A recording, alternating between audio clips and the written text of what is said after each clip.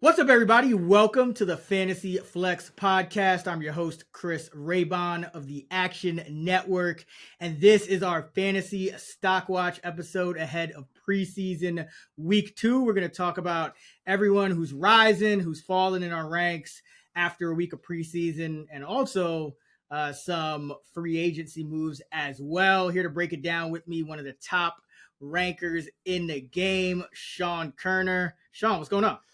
What's up? Definitely had an exciting week 1 of preseason. Had a blast going to the Battle of LA with you. You know, we lost some bets on that game, but no big deal. But yeah, how about you? Yeah, man, I'm hyped. You know, Dalvin Cook is finally signed to a team, which I've been waiting for. Zeke signed to a team, so we got a lot to talk about. And yeah, that Rams Chargers preseason game, I think would have 51 points in total or something like that. 54 points, something like that. Stetson Bennett, looked pretty good. Stetson Bennett was balling. Saw Quentin Johnson catch a tutty. Who else do we see? Yeah, Easton Stick. He didn't do much, but Josh Kelly just balling out. And that dude Dotson with 2 touchdowns. Yeah, man. So, but let's get into all of our risers and fallers. We're gonna start with the risers, and these are just gonna be guys who, whether it's because of preseason, whether it's because of moves their team made, or depth chart announcements or whatever, their stock is rising as we end the first week of preseason and head into week 2.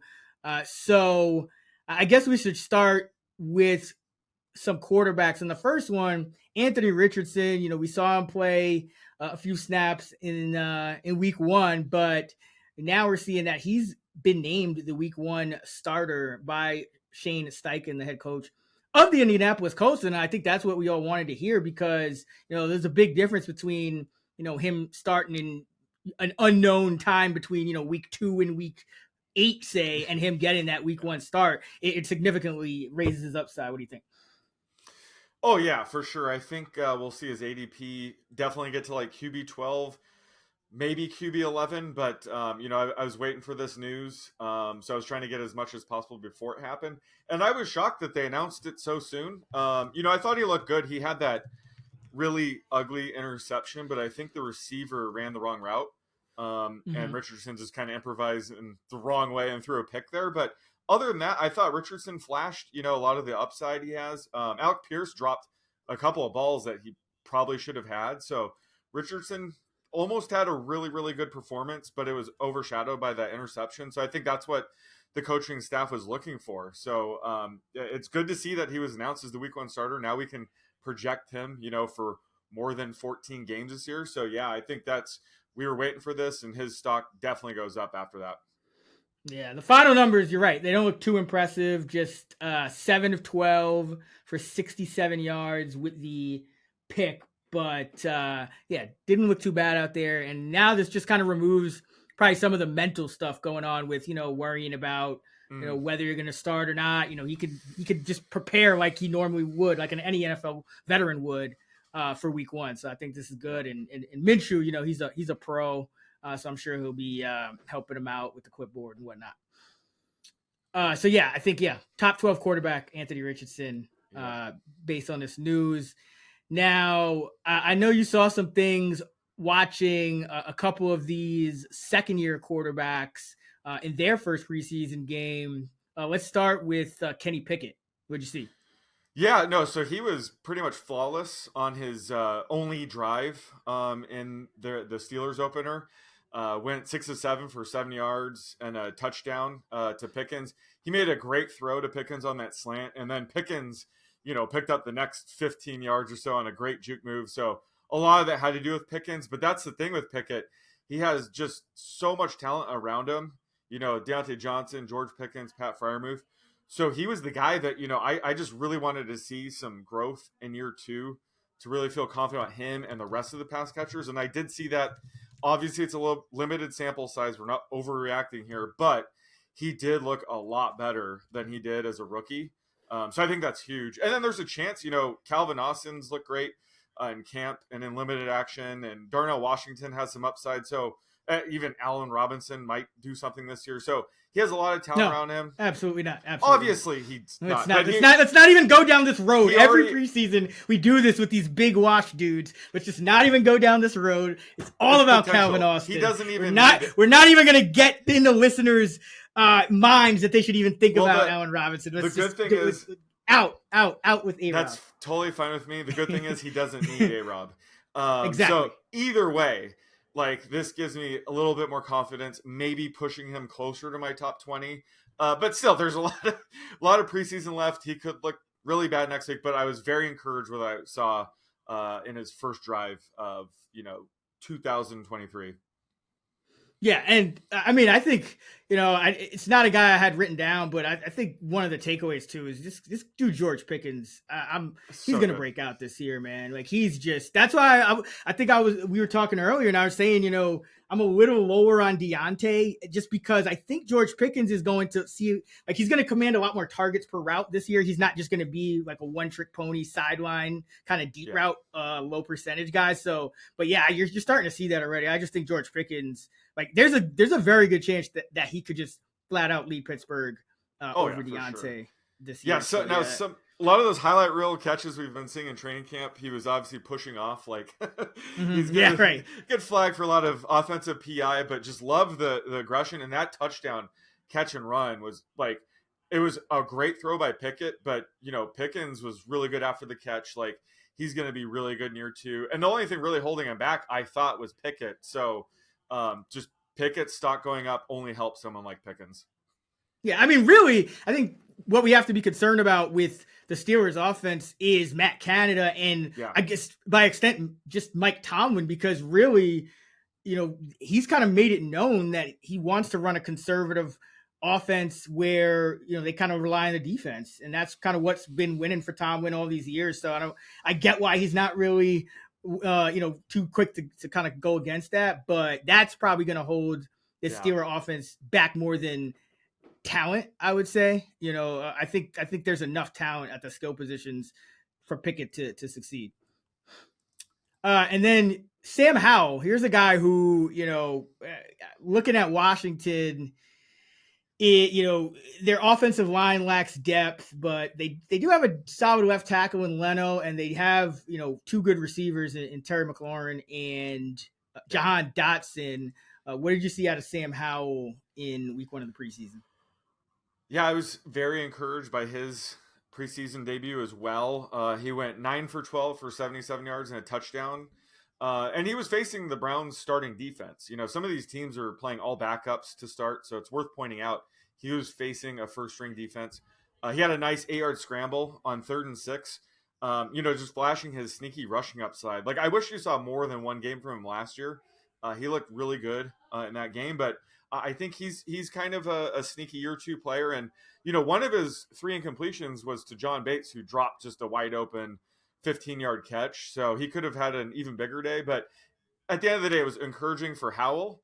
And then also for Terry McLaurin and Jahan Dotson. Like, they need Howell to be good this year.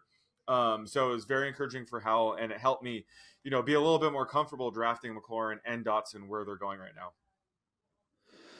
Yeah, I think those two, like Dotson averaged about 69 yards over his final 5 games last year. So I think he's poised to break out.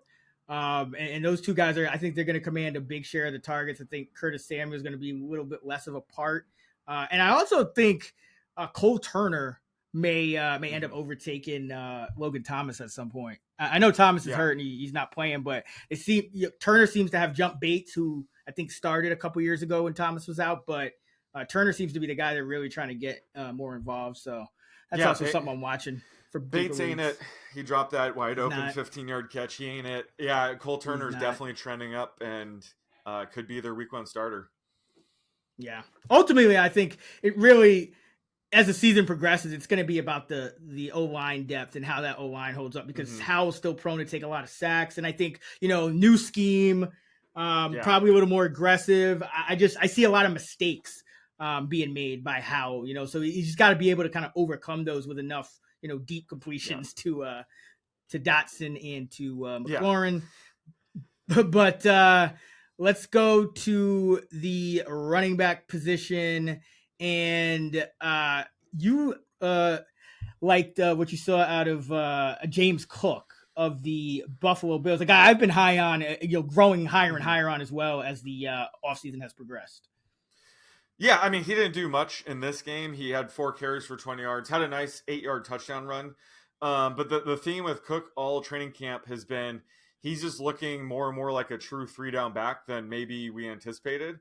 So that was just encouraging to see, just him getting that 8-yard touchdown run. If he's going to be involved in the red zone near the goal line, we already know he's a good pass catching back. Like, he's going to be getting more of these high value touches than I expected.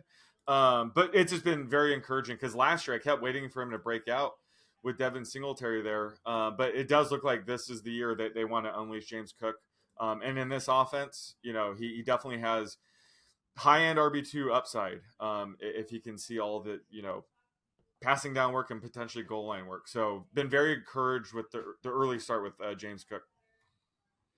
Yeah, and I mean, I know he had a rough start to last season, but when it was all said and done, he ended up, averaging well over 5 yards per carry in the regular season, 3 yards per carry after contact, according to PFF, which is very good. So yeah, I've liked what I have seen with Cook. And I think another positive is Dalvin Cook has a team now.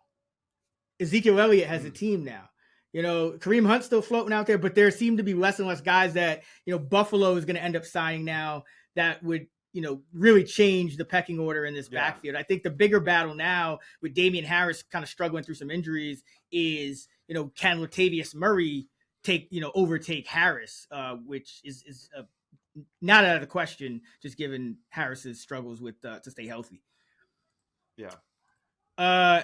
Tank Bigsby, he was a guy that I liked what I saw. He had a 34-yard run against the Cowboys. And something I noticed with Bigsby was even ahead of the first preseason game when they released their official, unofficial depth chart. I don't even know what that means at this point, but he was already listed ahead of Michael Hasty as the RB2. Now, I believe I saw Hasty take the field before Bigsby and, play a couple pass downs, but Bigsby, got some work, 9 carries, 52 yards. He only had a couple of pass blocking snaps, but it's the preseason, so not many pass blocking snaps to go around. Of the 70 running backs with multiple pass blocking snaps this preseason, Bigsby graded top 10. So nice. he looked good in his limited action, and I think Jacksonville's really considering giving him that RB2 role sooner than later, probably as soon as week 1, which is kind of what I think you and I both predicted. Oh, yeah.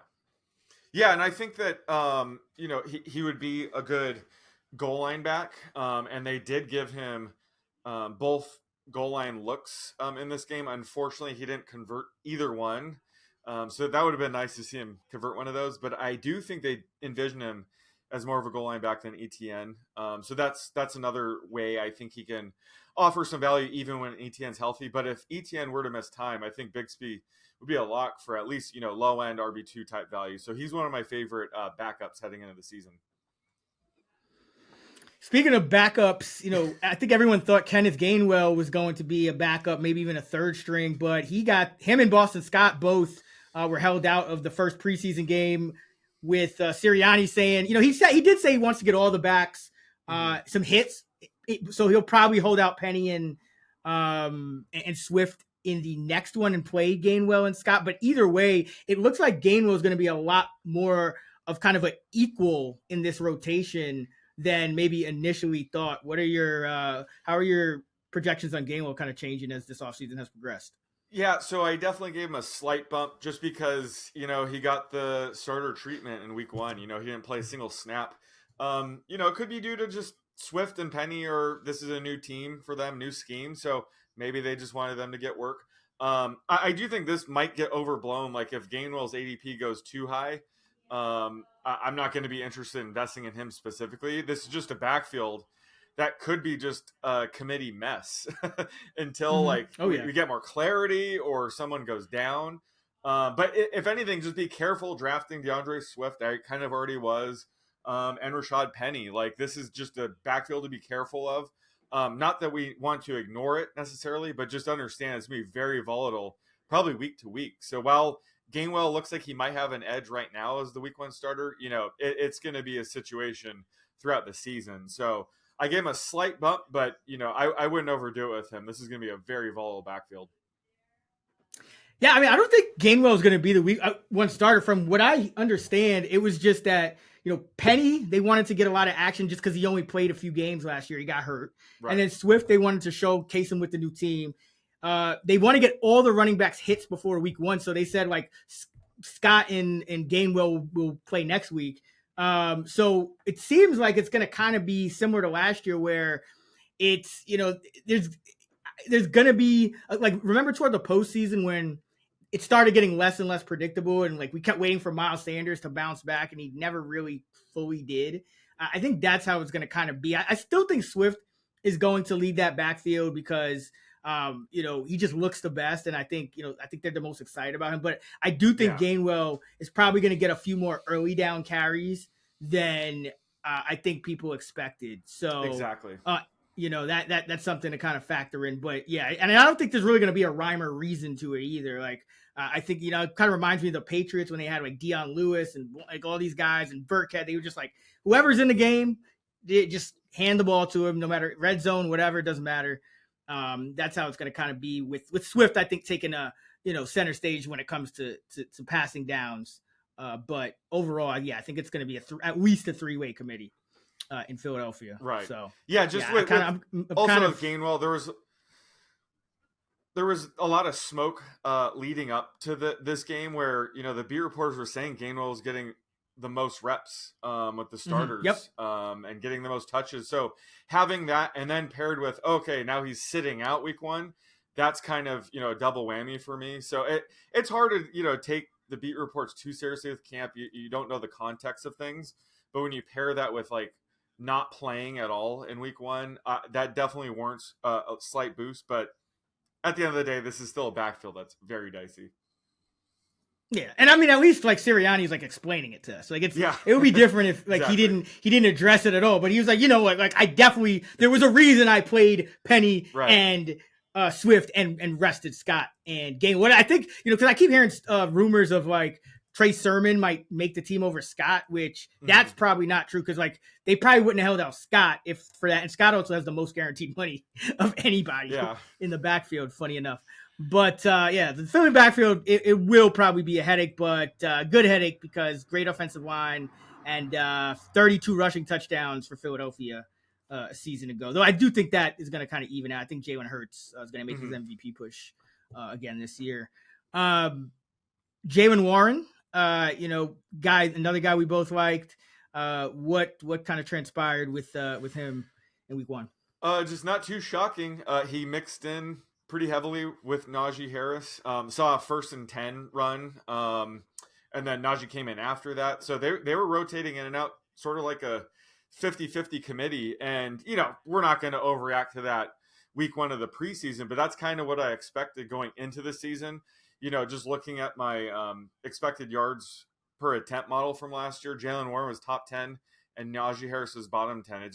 It always looked like Warren was the more explosive back, the more efficient back. So I just think his role could grow this year. So, he's being drafted still like, running back 47, which, he should be able to beat that easily, even if Najee's healthy all 17 games. But, he also has RB2 upside. So just seeing that kind of usage, seeing how he looks, just sort of, solidified my priors heading into the season that Warren is one of the best backups to be drafting right now.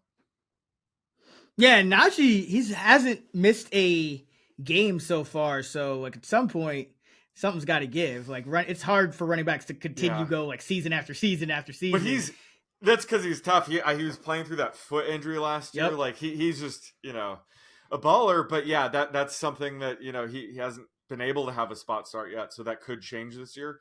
But either way, at times he does look like the better back of the two. Yeah. And this is a situation to monitor because there's a lot of moving parts. Like, I think the more confidence Pickett inspires, the more they may be willing to go away from that run heavy script, which could end up hurting Najee and Warren.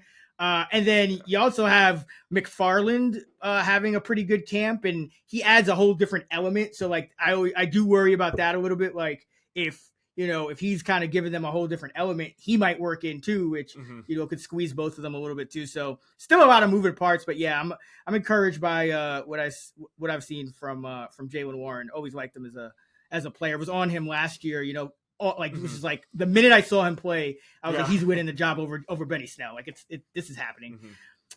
Okay, that Titan game was pretty wild. Titans Bears. I mean, it was fun. I mean, you had DJ Moore just scooting on his first touch. It was amazing. You had I think there was one quarter where there was 6 or 7 turnovers. Oh yeah, no, it was ugly. I had a live bet on that game, but Khalil Herbert also had a long touchdown as well. So that was good to see. But yeah, that game, is something else. So the guy I want to talk about, and Herbert, I mean, it's probably fair to say his stock rises a little bit. I mean, anytime you have a long touchdown run, I mean, I think that's a good sign. But the Titans backfield behind Derrick Henry is interesting because Henry gets so many carries that if he ever got hurt, there would be so many carries up for grabs. Tajay Spears, the rookie, what did you see from him? Yeah, he looked great. And, I think that he seems to be the favorite to be, Derrick Henry's backup. And like I said, he could take over that third down role that we saw like Dontre Hilliard, Jerry McNichols had, the past couple seasons.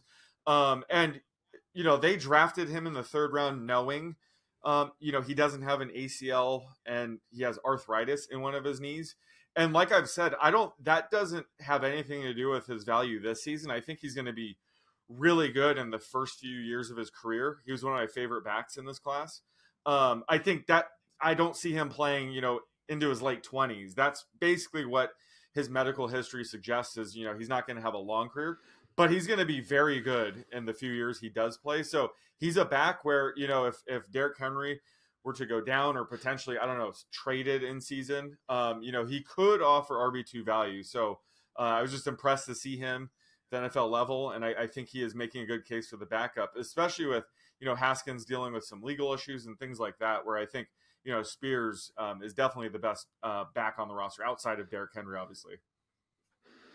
We don't have this guy written down. Totally agree on Spears, but we don't have this guy written down. But in the same game, I do want to touch on Roschon Johnson, the rookie for Chicago, because he got 12 carries, turned him into 47 yards, also caught a couple balls. Just any thoughts on him? He forced, I think, 4 missed tackles. Any thoughts? Do you think he helped or hurt his case at all with his performance? I think he helped it. I love him as a talent. It was unfortunate he had to back up Bijan at Texas, but that just means he doesn't have much tread on his tires as a rookie. So he is more than capable of being a workhorse back. I think he's more in competition with Deontay Foreman. I think Deontay Foreman is there just as sort of like a safety net in case Herbert and Johnson kind of struggle this year. At least they have Foreman, but I think Johnson could absolutely, push for the number 2 role or even overtake Herbert. Like, he's that good. So I think it is going to be a pretty volatile backfield. But I was definitely encouraged with Johnson's debut, but I've always thought, he's a really good talent. So maybe he's on more people's radar now. So his ADP might go up, but it was pretty much what I expected from him. Yeah. And this backfield is another one there's a lot of moving parts because I suspect that this could be a team that has 4 running backs active on game day. They have a fullback in Blasingame, and then they also have like Travis Homer and Treston Ebner, who I feel like are competing for a similar role, like special teams, hurry up. Mm-hmm.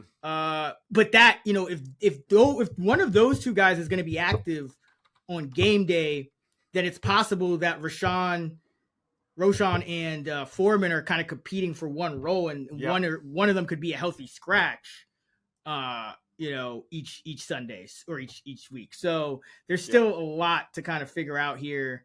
So that's one where I'll definitely be kind of paying attention to the beat writers and what's going on in practice and things like that. But yeah, I thought Roschon looked pretty good.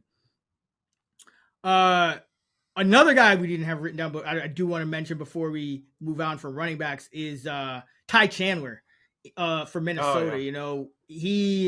McBride is the rookie, and it just seems like it hasn't been going well for him in camp. Apparently this offense is, even for running backs, is somewhat complex. So Chandler and Wangu have the leg up, but Chandler's the one who got double digit carries, averaged a pretty good amount after contact, looked pretty good. Any thoughts on what you saw from him in that game against Seattle? Yeah, I liked him. I had the over on his player pick, and I think that he could sneak in as like the third down back. Like there's a path for him to have value even when Madison is healthy. And I think this backfield's pretty volatile. I don't think Madison's a lock for the starting job all season. And Chandler does have that upside to be, a true 3-down back. And yeah, Dwayne McBride, he's more of like Alexander Madison's direct replacement. I view him as more of a early down grinder. So I just don't see him factoring in on third downs much. So I think Chandler has a path for value even when Madison is healthy. So I was encouraged by what I saw. He does have that kind of upside. So it's nice to see it coming together. But this backfield, like definitely investing in these backups, I think late in drafts is, a sharp thing to do. And I think right now Chandler is the favorite to be the number 2 back. I'm actually a lot more confident in Madison than I think the consensus is. From everything I'm hearing and seeing, I think Minnesota does intend to give Madison the job for the entire year. And I think they intend to treat him like Dalvin Cook. I think if they're bringing in another back, it's to play the Madison role from last year where it was like 25% of the snaps, which was less than we expected, to be frank. We probably thought he was going to get more like 30, 35, maybe even 40%, but he was more of like a strict like 25% guy, played a little more in the pass game than we thought he would. But I think that's, if they don't sign a guy like Kareem Hunt to do that, I think you're going to see probably Chandler just be the Madison of last year and Madison be the Cook. Yeah. But I think, the way Kevin O'Connell, from what I know about him, I think he's going to just like hammer his starters. Like I think they're just going to use Madison all year, run him into the ground, maybe this year and next, and then figure it out from there. But yeah, I know a lot of people are kind of worried about Madison, but I'm really not. I don't think he's an amazing running back, but I think he's definitely got enough, especially in that offense, where he's not going to get himself benched or anything like that. Like I don't think anyone's going to overtake, because from what I hear, like Chandler and McBride and Wangu were pretty far behind Madison. It's just that Chandler has now separated from the other guys, but I still think there's a pretty big gap. Okay, so those are the running backs. Let's see let's go to wide receivers. I mean, we got to start with Tank Dell, right? Like I'm already convinced that he's the best receiver on the Texans. I saw all I needed to see. Like this dude got targeted 6 times on 19 routes, caught 5 for 65 and a pretty wild touchdown catch. And obviously you don't want to overreact to preseason, but this is one of those situations where I think there's something to gain by kind of being a little risky, because we don't really know how that Texans target share is going to break down, and there might not be room for more than one guy on, to be a fantasy relevant guy. And if I had to pick one at this point, I would probably go Tank Dell. If you asked me like a week or two ago, it'd probably be Nico Collins, but I just feel like the style of receiver that Dell is, you can move him around. He's going to get open more. And Nico had like a 22% target per route last year, but that doesn't really fit the kind of receiver he is. I think that was more due to the fact that Cooks was missing time and, they didn't really have much at tight end. So yeah, I think Tank Dell, his stock goes way up for me. I thought he was going to be like I think we both talked about this. Like you loved him as like a high upside gadget guy, but I don't think either of us thought that he might be in the conversation to start and lead or lead this team in targets.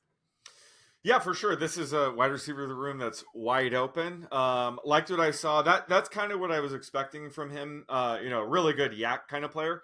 Yep. But that potential touchdown catch was amazing. Like, he's a good receiver. I think that he will have to compete with Robert Woods and John Mechie early in the season, whereas Nico Collins doesn't really have any competition for like a big outside receivers. That's why I still think Nico Collins is probably the favorite to lead the team in fantasy points this year. But Tank Dell has some serious upside. So yeah, loved what I saw. I think when he was getting most of his catches, that's when some of the starters were out of the game. But either way, just massive upside, because there's no clear number one target in this offense. Even Dalton Schultz, I don't think, is a lock to be, a top 2 target or anything. So yeah, very encouraged with what I saw from Tank Dell early on.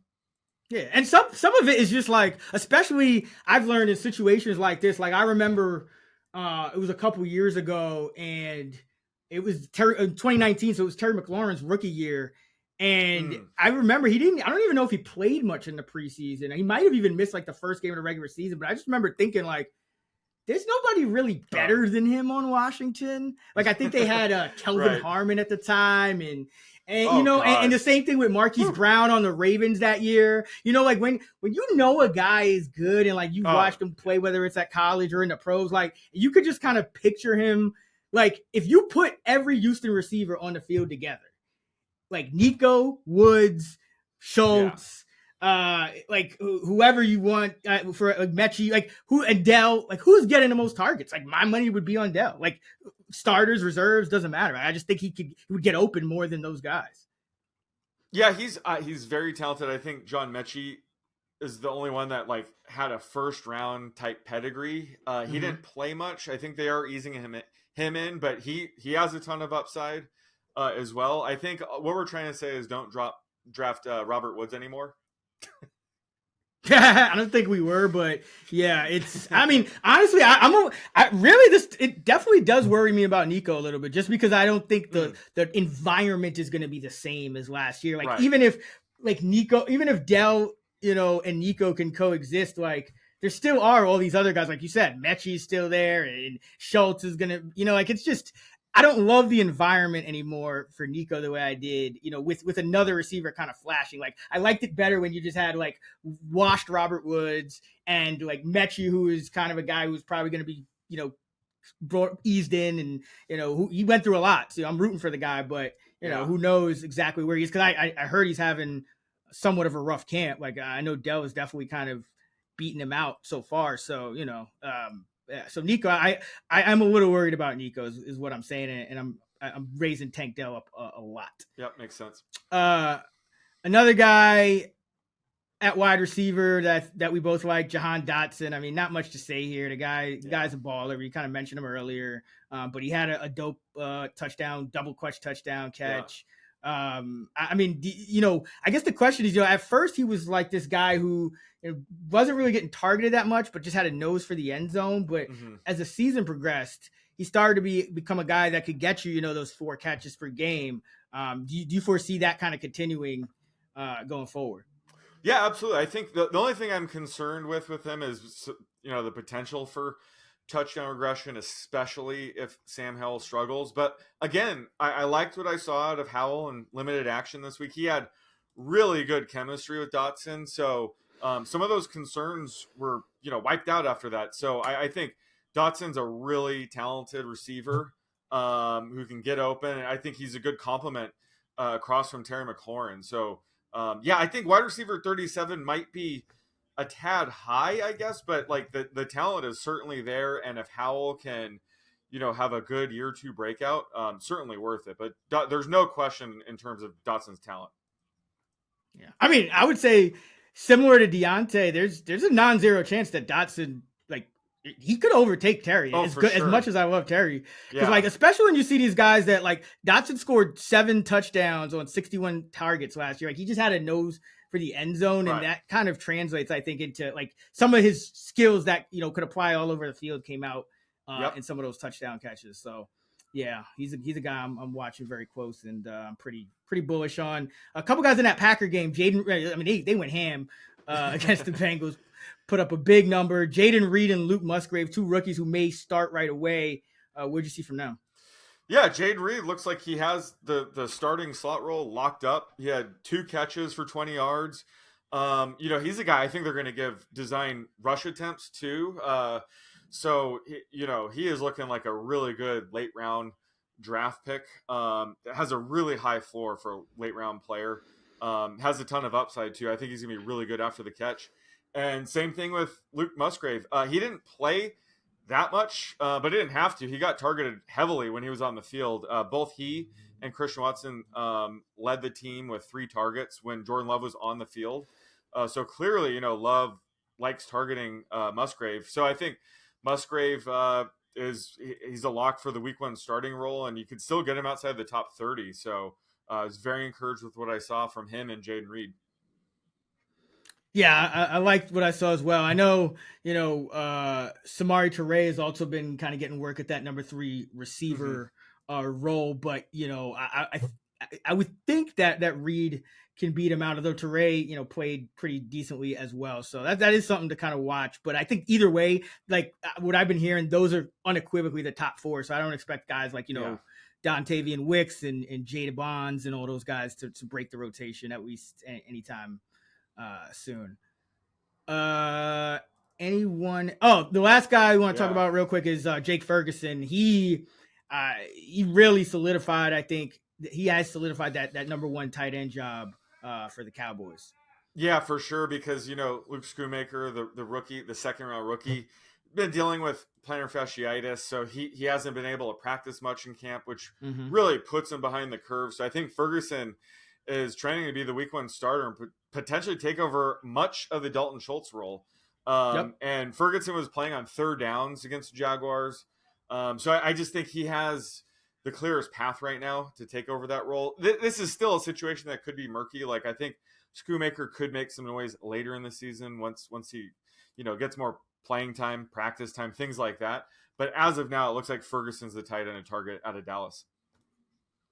Yeah, he had 3 targets, 3 catches, 38 yards on just 8 routes run, and Yep. was looked by far and away the best player on the entire Dallas offense while he was in the game. So yeah, I think that's really, you hit on the key point, is that I think at first we were kind of trying to figure out, okay, at what point is maybe Schoonmaker going to take over? I think at this point it's more like, will Ferguson just, play like 75, 80% of the snaps like Dalton Schultz, and then Hendershot keep his same role and Schoonmaker slot into that like number 3 role like Hendershot was last year? Because I think right now that's what I'm leaning toward, and especially because I'm hearing a lot of, not to say that I put too much weight on it, but combined with the eye test, I think it's, I'm hearing that Ferguson really, he's kind of more of the starter than a guy who's going to be in a committee. Yeah, and he's not like the greatest athlete, but neither was Dalton Schultz. I think this is just more of a system, a good system for tight ends. So I don't see any reason why he couldn't at least somewhat replicate, like, I don't know, 80% of Schultz's production that we saw when he was Dallas. But right now, like, Ferguson had some flashes last year, but he looked a lot better in camp and during this limited action. So very encouraged with his week 1 performance. Yeah, they're both kind of day 3 picks, so Schultz was like a 4th round pick, and so was Ferguson. So it's kind of, similar guys. It's not like Schultz was just like far and away better than Ferguson or anything like that. Ferguson could just be the next Dalton Schultz. But you guys know that football season is finally back, and that means we got a lot of new listeners, a lot of new viewers. So now is a great time to talk about first impressions.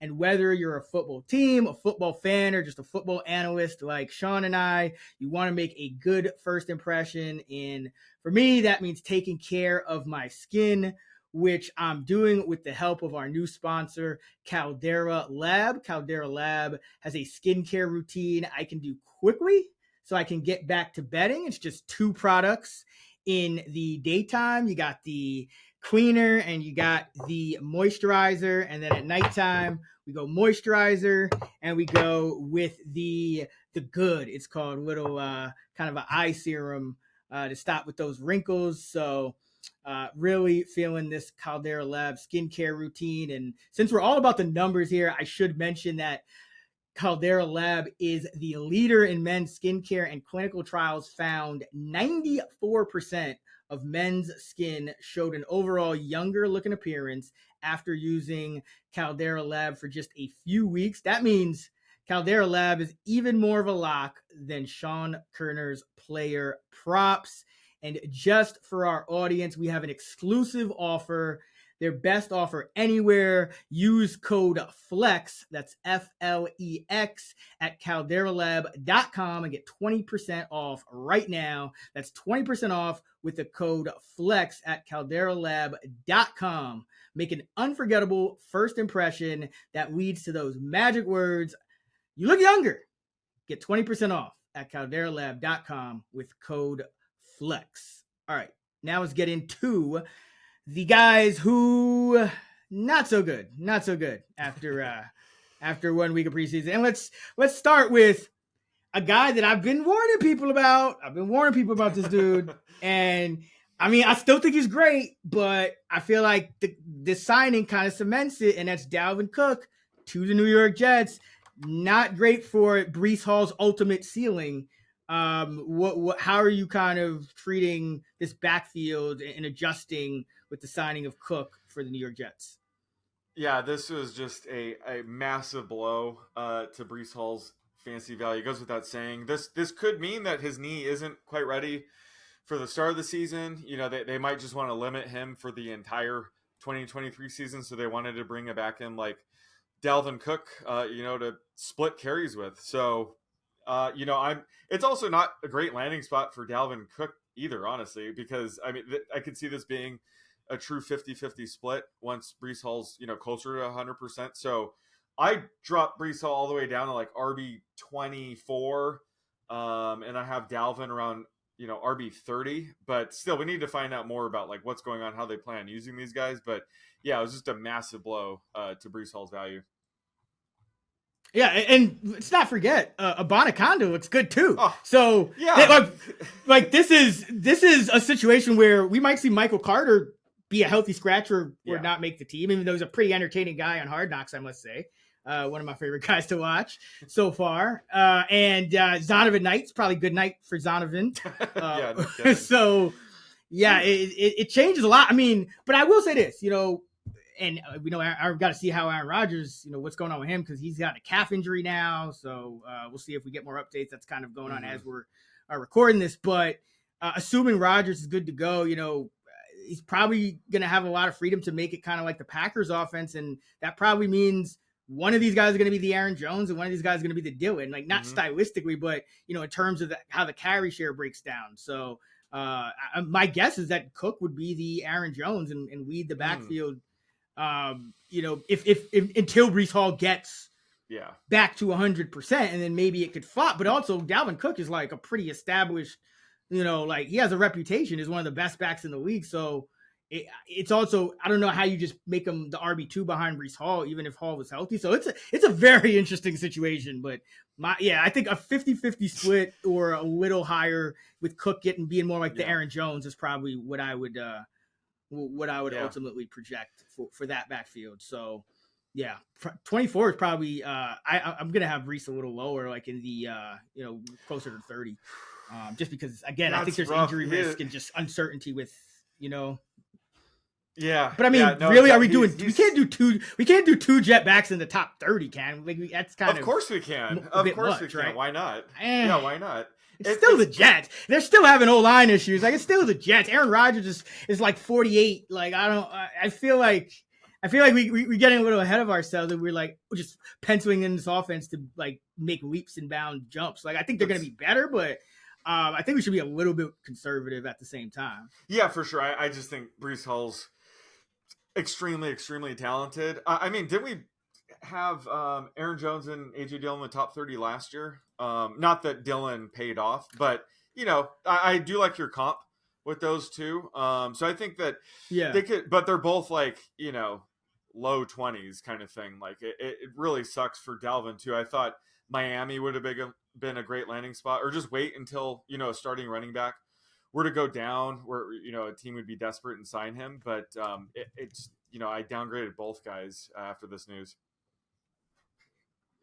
Yeah, I mean it's not the ideal landing spot for Dalvin, but I mean we also gotta we don't know how healthy Breece is. If Breece isn't healthy, then it could be very exactly. So that's something that's kind of the jury's still out. But as of now, the big news: Breece down, and don't touch Carter, don't touch Knight, and Abonaconda just probably slots in as the he probably should win that third back job, but I mean maybe he won't. Who knows? Ramondre Stevenson, he's another guy. Stock goes down with the Patriots signing Ezekiel Elliott. It seems like Elliott probably a good bet for a role similar to what Damian Harris had. He averaged about 9.5 carries last year.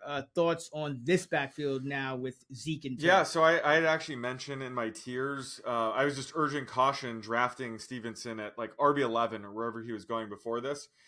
Once the Pats started bringing in, Leonard Fournette, Dalvin Cook, I thought, the writing's on the wall that they want to add a vet to limit Stevenson's workload. And Belichick, we've always known he likes having committees. So this is very concerning for Stevenson. Zeke, he's not going to like take over the starting job. I think what you said hits the nail on the head. I think he'll just sort of be that Damian Harris role where, he could take some goal line work.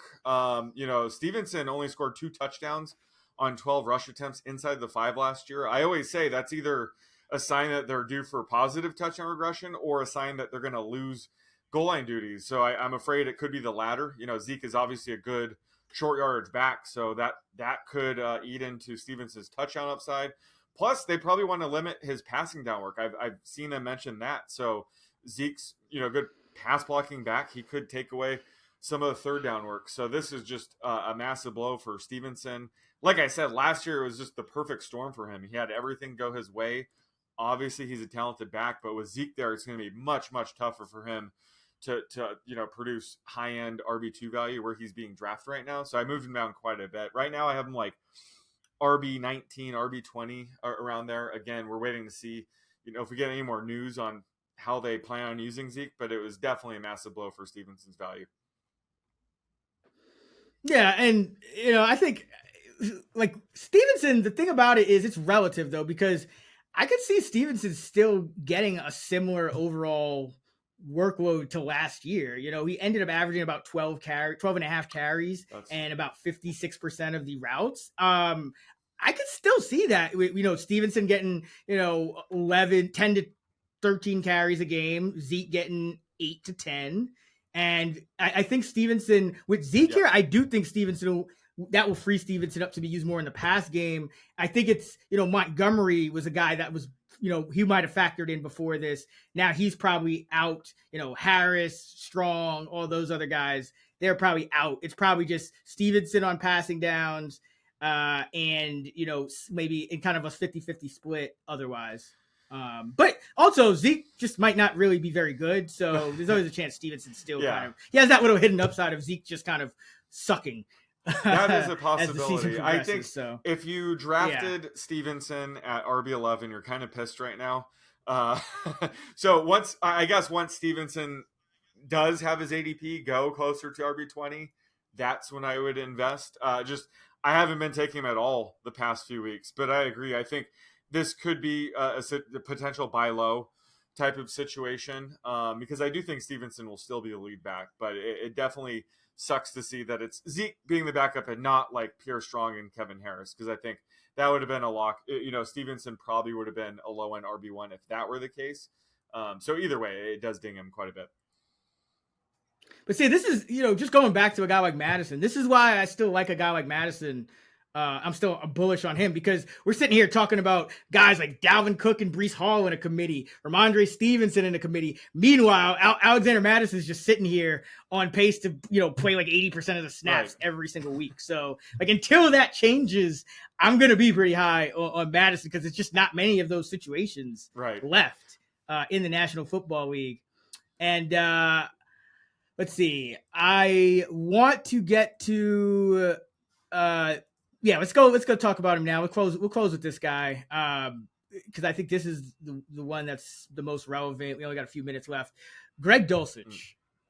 It looks like we might have got Albert Ode again already because lo and behold, the Broncos start the preseason game and they're struggling on offense, so they're leaving their starters in, and their starters are playing pretty much almost till the end of the second quarter, and Adam Troutman just keeps getting more and more targets, and he's just in there as like the true starting tight end, and Dulcich is only coming in on pass downs, which is not quite ideal because he's still going to miss out on some of those early down like play actions. And, he was a guy that had an 80% route participation rate last year. And if you're not starting games, you're not playing on early downs, no way you get anywhere close to 80, even if you get targeted a lot when you're in there. So Just curious as to your thoughts on Dulcich. Do you think, maybe he still has a chance to overtake Troutman again, or you think this is kind of what it is? Yeah, no, this is obviously a not ideal development for Dulcich. I don't know if we've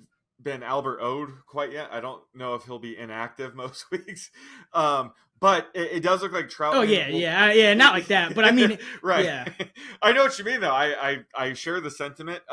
It does look like Troutman's going to be like the starter, but mainly because of his blocking, which again is not great news for Greg Dulcich. But I think Dulcich still has the talent, the upside. Maybe not to be drafting tight end 14 right now, but it would shock me if still at some point during the season he pops up as being a low end tight end 1. So I'm not fully off him yet, but yeah, I'm definitely not investing as much at tight end 14. I think in that range, it's still Tyler Higbee for me is sticking out like a sore thumb. But we'll have to wait and see, what transpires from this. But it was not a great start for Dulcich truthers like myself. Yeah, I think I jinxed it because I think we were talking about Dulcich, and I was like, I like him, but the only reason I'm not going higher is because I feel like Troutman might start and fucking shit did he ever. Well, that's it's my fault. I take full responsibility. I said the same thing. I said the only concern is it's a new coaching staff where they might use these guys in different ways. So I knew that was a possibility. I didn't know it would be Adam Troutman of all people, but it does make sense. He's from the Sean Payton scheme, so not too shocked. But again, this could change week to week, and hopefully Dulcich does, pick up where he left off last year. It's not looking good, but hopefully that happens at some point. Hey, this just makes a guy like Sam Laporta more valuable. Dalton Kincaid, Tyler Higbee, some of those guys, because even a guy like Irv Smith, even though I don't expect him to stay completely healthy, I think I'd rather have him as an unquestioned starter in that Cincinnati offense than a guy like Dulcich who could get anywhere from like 30 to 60% of the snaps each week. So. Yeah, it was quite an eventful first week of the preseason. A lot to talk about here. Hope you guys enjoyed it. We'll be back next episode with our best ball strategy guide for 2023. So be sure to check for that if you're a big best ball player. And if you haven't played best ball, check it out too, because it's really fun. It's my favorite way to play, especially when you have, the more and more leagues you want to get into. You don't have to manage anything. So always a great look to get some best ball teams in there. But that's going to do it for us here at the Fantasy Flex. You can find Sean on X at @_oddsmaker and me at Chris Raybon. We're at those same handles on the free award-winning Action Network app. And be sure to check out our 2023 fantasy rankings on actionnetwork.com. Until next time, let's get this money.